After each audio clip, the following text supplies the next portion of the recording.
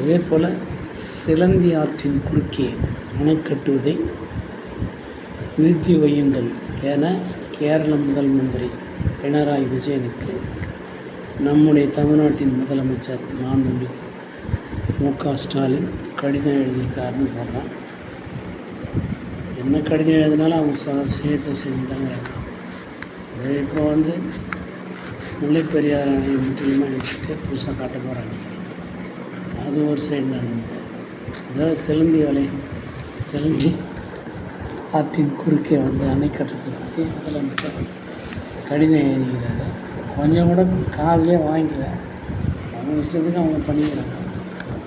அப்புறம் இதுக்கு தனியாக ஒரு குழு அமைச்சு அவங்களெல்லாம் கண்டிஷன் போட்டால் சுப்ரீம் கோர்ட்டே ஆர்டர் போட்டால் கூட மதிய மாட்டேங்குது.